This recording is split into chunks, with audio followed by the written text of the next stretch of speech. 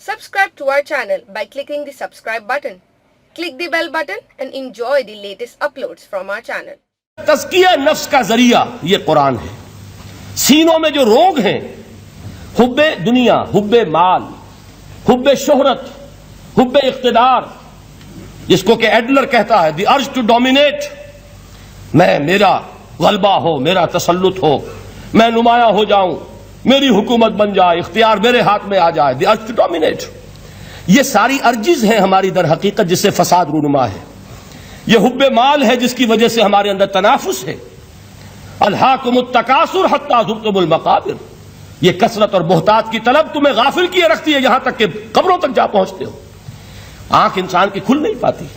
جس کے پاس 10 نسلوں کے لیے کھانے کو موجود ہے، اس کی بھی حرص جو ہے اور مزید کا لالچ جو ہے وہ ختم نہیں ہوتا. یہ چیزیں ہیں اصل روگ. ان دلوں کے روگوں کا اور سینوں کے اندر کے ان امراض کا علاج قرآن ہے. رضی اللہ تعالیٰ عنہ سے بھی ایک حدیث مروی ہے، لیکن اس کا متن مجھے یاد نہیں تھا.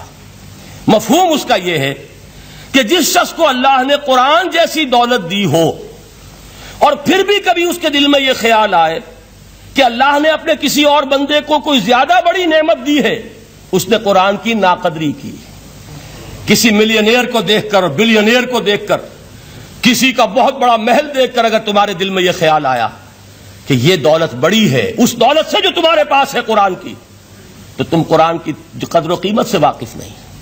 تمہیں معلوم کیا کہ یہ کتنی بڑی دولت ہے. یہ در حقیقت شرح ہے انہی الفاظ قرآنی کی کہ فَبِذَلِكَ فَلْيَفْرَحُوا هُوَ خَيْرٌ مِّمَّا يَجْمَعُونَ. جو کچھ دنیا جمع کرتی ہے، جن کو قیمتی اشیاء سمجھ کر لوگ جمع کرتے ہیں، ان سے کہیں بڑھ کر قیمتی یہ قرآن ہے.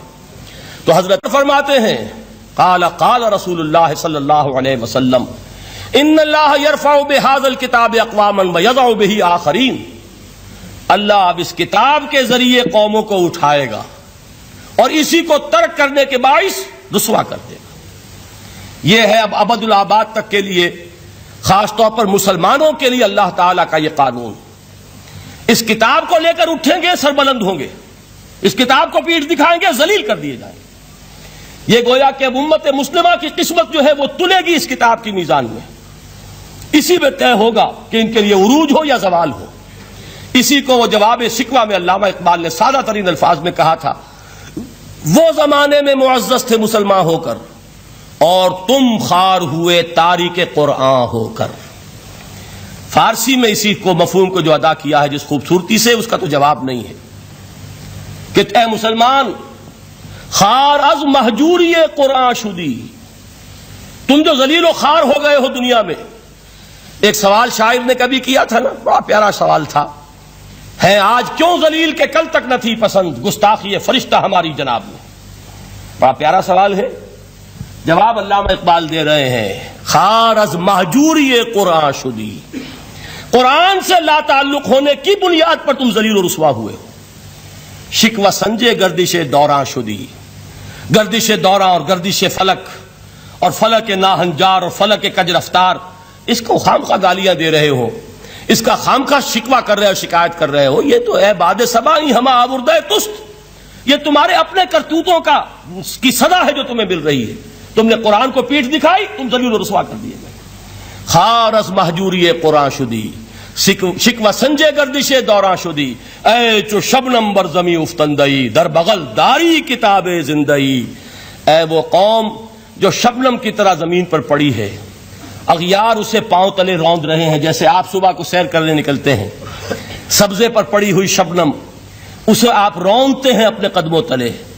اے امت محمد، آج تو دنیا کی قوموں کے سامنے اسی طرح پابال ہے، سرنگوں ہے، لیکن ہوش میں آ کہ تیری بغل میں وہ کتاب زندہ موجود ہے.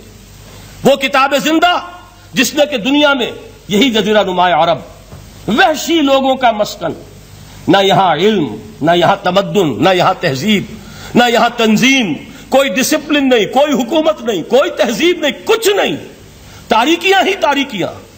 یہی کتاب تھی جس نے اسے منور کیا. یہی کتاب تھی جس نے دنیا کا امام بنایا. یہی کتاب تھی جس نے دنیا کا معلم بنایا.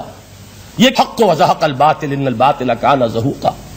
تو اللہ تعالی اس کتاب کو اب میزان بنا چکے ہیں. وبالحق انزلناہ وبالحق نزل، یہ قرآن حق کے ساتھ نازل ہوا ہے، فیصلہ کن کتاب ہے۔ انہ لقول فصل وما هو بالہزل، یہ قول فصل ہے، ہزل نہیں ہے، کسی شاعر کی شاعری نہیں ہے کہ آپ نے تحسین کی تو کیا اور نہ کی تو کیا۔ یہ کتاب وہ ہے کہ اگر مانو گے تو مہو پرویں کا امیر بنو گے، اور اگر اس کو پیٹھ دکھائے رکھو گے جیسے دکھائی تم نے تو ذلیل کر دیا جاؤ گے، رسوا کر دیے جاؤ گے، جیسے کہ آج کم سے کم 300 برس سے پوری دنیا میں مسلمان ذلیل اور خوار ہیں۔ آخری الفاظ کیا ہیں؟ من قال بہ صدق، جس نے اس قرآن کی بنیاد پر کوئی بات کہی اس نے سچ کہا۔ ومن حکم بہ عدل، جس نے اس قرآن کی بنیاد پر کوئی فیصلہ کیا اس نے عدل کیا۔ ومن عمل بہ اجر، اور جس نے اس پر عمل کیا اس کا اجر محفوظ۔ اور آخری ٹکڑا ومن دعا الیہ ہدی الی صراط مستقیم، جو اس کی طرف بلائے گا، اس قرآن کی طرف، کسی اور کو ہدایت ہو نہ ہو اس کی ہدایت گارنٹیڈ ہے، ہدی الی صراط مستقیم۔ یہ ماضی مجہول وہ ہے جو کوئی شے ہو چکی، جو اس قرآن کی طرف لوگوں کو بلائے گا اسے تو ہدایت نصیب ہو گئی صراط مستقیم کی طرف۔